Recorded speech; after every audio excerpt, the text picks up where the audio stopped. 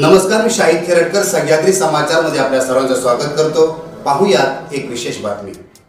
नमस्कार, मी मंगेश वामन भडवळकर, गाव वैजी, तालुका चिपळूण। आमच्या बाप्पाच्या निमित्ताने मी एक सामाजिक संदेश आणि जनजागृती करणारे देखावे बनवत असतो। तसंच याही वर्षी असा देखावा बनवलेला आहे। आपल्याला सर्वांनाच माहित आहे की मुलींवर होणारे अत्याचार याचे प्रमाण जास्त प्रमाणात वाढलेले आहे। त्या घटना आपण सुद्धा ऐकलेल्या आहेत।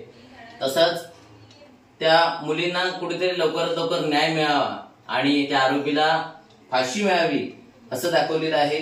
आणि या अशा मुलींवर होणारे अत्याचार, अशा घटना होत असताना बाकी शेजारी असणारे सर्वजण फोटो काढण्यात व्यस्त असतात, पण कोणी त्यांच्या मदतीला धावून येत नाही असा देखील देखावा दाखवलेला आहे।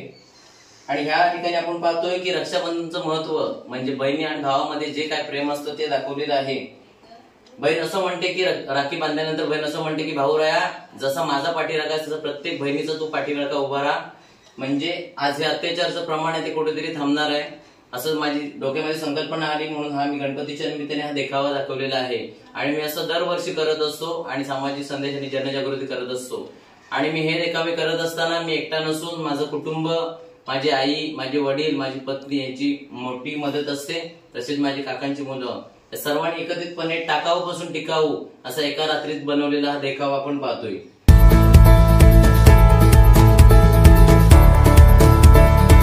आज रक्षाबंधन आहे। हो, माहिती आहे मला आज रक्षाबंधन आहे। काय तुला पाहिजे मग आज गिफ्ट? तू माझी नेहमी रक्षा कर। हो, तुझी रक्षा तर मी करणारच आहे आयुष्यभर। आई, मी येते हा लगेच। ओ हो, वाव, काय मुलगी आहे। हा मीची मजाच घेतो। आई, हे सोडा सोडा, मला प्लीज सोडा, वाचवा वाचवा। असे कित्येक अत्याचार करून पण समाजात वावरत आहे। का त्यांच्यावर कार्यवाही नाही? का त्यांना शिक्षा नाही? आणि का असे प्रकार दडपण्याचा प्रयत्न होतोय? दुसऱ्यांची बहीण आपली बहीण नाही का? फाशी द्या, फाशी द्या, आरोपीला फाशी द्या।